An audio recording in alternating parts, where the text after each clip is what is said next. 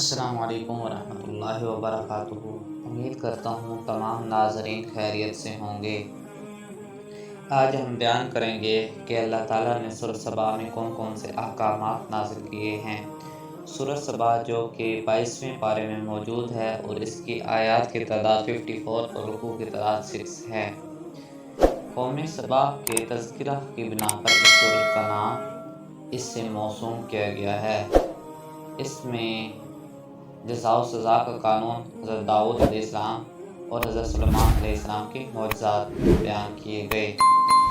انکار و جزا و سزا انبیاء کا مذاق، یہ آیت نمبر 1 سے 9 تک بیان کیا گیا۔ ابتدا میں اس بات کا بیان ہے کہ آسمان و زمین کی ہر چیز اللہ کی تعریف و توصیف بیان کرتی ہے۔ اس کا علم بڑا وسیع ہے۔ زمین سے نکلنے یا داخل ہونے اور آسمان سے اترنے یا چڑھنے والی ہر چیز کو وہ جانتا ہے۔ زمین و آسمان کی وسعتوں میں پائی جانے والی کوئی چھوٹی سے چھوٹی چیز بھی اس کے علم سے باہر نہیں۔ وہ عالم الغیب ہے۔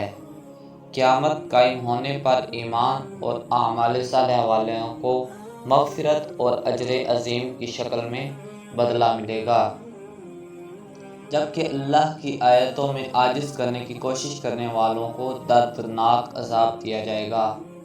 کافر لوگ اللہ کے نبی کا مذاق اڑاتے ہوئے کہتے ہیں کہ آؤ تمہیں ایسا آدمی دکھائیں جو کہتا ہے کہ ریزہ ریزہ ہو کر منتشر ہو جانے کے بعد بھی تمہیں نئے سرے سے پیدا کر دیا جائے گا۔ یہ جھوٹا معلوم ہوتا ہے یا مجنون ہے۔ اے پیغمبر صلی اللہ علیہ وسلم، یہ لوگ بری طرح بہہ گئے ہیں۔ ان ظالموں کو ڈرنا چاہیے۔ ہم چاہیں تو ان کو زمین میں دھنسا دیں یا ان پر آسمان کا ٹکڑا گرا دیں۔ معجزات داؤد و سلیمان علیہ السلام اور قوم سبا، یہ آیت نمبر 10 سے 21 تک بیان کیا گیا۔ پھر حضرت داؤد علیہ السلام پر اللہ تعالیٰ کے فضل و عنایت کا تذکرہ کرتے ہوئے بتایا کہ انہیں ایسی خوش الحانی عطا کی گئی ہے کہ جب وہ زبور کی تلاوت کرتے تو پہاڑ اور پرندے بھی ان کے ساتھ تلاوت میں مشغول ہو جاتے۔ لوہا ان کے ہاتھوں میں ایسا نرم کر دیا گیا تھا کہ اس سے وہ زرہ بکتر بنا لیا کرتے تھے، جس سے ثابت ہوتا ہے کہ ہاتھ سے مزدوری عیب نہیں اعزاز ہے، اور وسائل کو اختیار کرنا توکل کے منافی نہیں ہے۔ سلیمان علیہ السلام کو سفر کی ایسی سہولت عطا فرما رکھی تھی کہ ہوا کی مدد سے صبح کی منزل میں 1 ماہ کی مسافت طے کر لیتے اور شام کی منزل میں بھی 1 ماہ کی مسافت طے کر لیتے، اور برتن وغیرہ بنانے کے لیے یہ آسانی تھی کہ تانبے کا چشمہ بہتا تھا، اس سے جیسے برتن چاہتے ڈال لیتے، اور ان کے لیے جنات بھی مسخر کر دیے گئے تھے۔ وہ بڑے بڑے تعمیری کام اور وسیع پیمانے پر کھانا پکانے میں تندہی سے کام کرتے تھے۔ جب سلیمان علیہ السلام کی موت آئی تو وہ ایک تعمیراتی کام کی نگرانی کر رہے تھے اور جنات تعمیرات میں مصروف تھے۔ وہ اپنی لاٹھی کے سہارے کھڑے کھڑے انتقال کر گئے۔ جنات کو ان کی موت کا علم نہ ہو سکا اور وہ نہایت محنت و جان فشانی سے کام میں لگے رہے۔ جب کام مکمل ہو گیا تو ان کی لاٹھی دیمک لگ جانے کے سبب سے ٹوٹ گئی اور سلیمان علیہ السلام گر گئے، جس سے جنات کے علم میں یہ بات آ گئی کہ آپ انتقال کر چکے ہیں۔ اس سے یہ بھی معلوم ہو گیا کہ جنات غیب کا علم نہیں جانتے، ورنہ وہ اس طرح تعمیری مشقت میں مبتلا نہ رہتے۔ قوم سبا کی بستی میں اپنے اندر 10 درس عبرت لیے ہوئے ہیں۔ وہ زراعت پیشہ لوگ تھے۔ اس بستی کے دائیں بائیں سرسبز و شاداب باغات تھے۔ انہیں چاہیے تھا کہ اللہ کا رزق کھاتے اور اس کا شکر ادا کرتے، مگر انہوں نے اعراض کیا اور کفران نعمت میں مبتلا ہو گئے۔ چنانچہ ہم نے ان پر ارم کا بند توڑ کر سیلاب مسلط کر دیا اور بہترین باغات کے بدلہ بدمزہ پھل چاؤ اور تھوڑے سے دیری کے درختوں پر مشتمل بیکار باغ پیدا کر دیے اور ان کی بستیوں کو تباہ کر کے انہیں تتر بتر کر کے رکھ دیا۔ شیطان نے اپنے نظریات کے پیچھے انہیں چلا دیا۔ شیطان کا سب سے کامیاب حربہ یہ ہے کہ وہ انسان کو آخرت سے غافل کر دیتا ہے۔ نبی کریم صلی اللہ علیہ وسلم ساری انسانیت کے رسول۔ یہ آیت نمبر 22 سے 13 تک بیان کیا گیا۔ اللہ تعالیٰ کی علم و قدرت پر دلائل کے ساتھ ساتھ حضور علیہ السلام کی نبوت و رسالت کی تائید کر دی اور بتایا کہ قیامت کے بارے میں بار بار پوچھنے والوں کا جب وقت متعین آ گیا تو انہیں ذرا برابر بھی مہلت نہیں مل سکے گی۔ اس رکوع میں مشرکین کے عقائد و نظریات کی عقلی و نقلی دلائل سے تردید کی گئی ہے۔ تلقین کے اسلوب میں ان سے سوال کرنے کا حکم دیا گیا۔ بلاؤ ان کو جنہیں تم اللہ کے سوا معبود مانتے ہو، دیکھتے ہیں وہ تمہیں کیا فائدہ دیتے ہیں اور ان کے اندر کون سی ایسی خوبی ہے جس کی وجہ سے تم ان کی عبادت کرتے ہو۔ بتاؤ تمہیں آسمانوں اور زمینوں میں سے کون رزق دیتا ہے؟ پھر اللہ تعالیٰ نے ارشاد فرمایا وَمَا أَرْسَلْنَاكَ إِلَّا كَافَةً لِلنَّاسِ بَشِيرًا وَنَذِيرًا وَلَكِنَّ أَكْثَرَ النَّاسِ لَا يَعْلَمُونَ۔ اے حبیب صلی اللہ علیہ وسلم،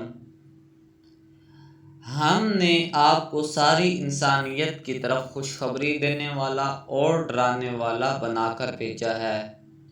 نبی کریم صلی اللہ علیہ وسلم نے فرمایا اللہ نے مجھے تمام انبیاء پر 6 باتوں میں فضیلت دی ہے۔ مجھے اس نے جوامع الکلم عطا فرمائے، یعنی قلیل الفاظ میں کثیر معنی کو بیان کر دینا۔ اس نے رعب سے میری مدد کی، میرے لیے غنیمت حلال کی گئی، میرے لیے تمام روئے زمین مسجد قرار دی گئی اور طہارت کا ذریعہ بنایا۔ مجھے تمام مخلوقات کے لیے رسول بنا کر بھیجا، مجھے تمام نبیوں کے آخر میں بھیج کر سلسلہ نبوت ختم کر دیا۔ مشرکوں کا مجادلہ، یہ آیت نمبر 31 سے 36 تک بیان کیا گیا۔ آج کافر کہتے ہیں کہ ہم نہ قرآن اور نہ کسی پہلی کتاب کو مانیں گے، جب ہمارے سامنے پیش ہوں گے تو ان کی حالت دینی ہوگی، اس وقت ایک دوسرے پر الزام دھریں گے۔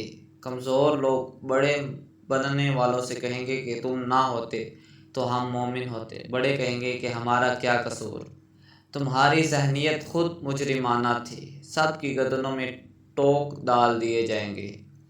ہر پیغمبر کے ساتھ خوشحال لوگ بدسلوکی کرتے رہے ہیں، ان کا زعم ہوتا تھا کہ ہم بڑے مال اور اولاد والے ہیں، حالانکہ رزق کی تنگی اور فراخی اللہ کے قبضہ میں ہے، لیکن اکثر لوگ اس حقیقت سے بے خبر ہیں۔ معبودان باطل کی طرف سے بیزاری ہے۔ یہ آیت نمبر 37 سے 45 تک بیان کیا گیا۔ یاد رکھو کہ مال یا اولاد کی کثرت سے اللہ کا قرب نہیں ملتا، اللہ کا قرب تو ایمان اور اچھے اعمال سے ملتا ہے۔ اللہ کی آیات کو نیچا دکھانے والے کے لیے دوڑ دھوپ کرنے والے ضرور مبتلا عذاب ہوں گے۔ رزق کی تنگی اور فراخی اللہ کے قبضہ میں ہے، اور جو کچھ تم خرچ کرتے ہو اس کی جگہ وہی تم کو اور دیتا ہے۔ قیامت کے دن اللہ فرشتوں سے پوچھے گا کہ یا یہ مشرک تمہاری عبادت کرتے تھے؟ فرشتے کہیں گے یہ تو جنوں کی پرستش کرتے تھے۔ اس روز کوئی کسی کے کام نہ آئے گا اور ظالم عذاب جہنم کا مزہ چکھیں گے۔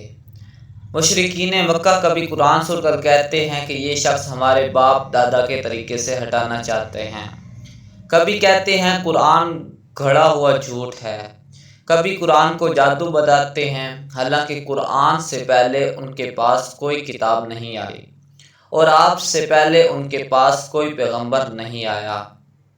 مرض بے یقینی، یہ آیت نمبر 46 سے 54 تک بیان کیا گیا۔ اے حبیب صلی اللہ علیہ وسلم، انہیں آپ فرمائیے میں تمہیں ایک نصیحت کرتا ہوں، تم اللہ کے لیے کھڑے ہو جاؤ، دو دو یا اکیلے اکیلے، پھر خوب سوچو، تمہیں ماننا پڑے گا تمہارے اس رفیق میں جنوں کا شائبہ تک بھی نہیں ہے۔ میں تم کو سخت عذاب کے آنے سے پہلے ڈرانے والا ہوں، پھر میں تم سے اس کا کوئی اجر نہیں مانگتا، اعلان کر دیجیے حق آ چکا ہے، اب باطل نہیں چل سکتا۔ اس کے بعد آخری آیات میں بتایا کہ منکرین چاہیں گے کہ آخرت میں ان کا ایمان قبول کیا جائے، لیکن قیامت میں ایمان لانے کا کیا فائدہ؟ دنیا میں جب ان کو مہلت ملی تو وہ ہمارے رسول کے ساتھ کفر کرتے رہے اور ان کی دل آزاری میں مشغول رہے، میرے رسول کے کمالات کا انکار کرتے رہے۔ آج اللہ پر ایمان لانے کا دعویٰ نہیں چلے گا، آج اللہ کے عذاب سے بچ جانے کی کوئی صورت نہیں، تمہارا کوئی بہانہ تمہیں عذاب سے نہیں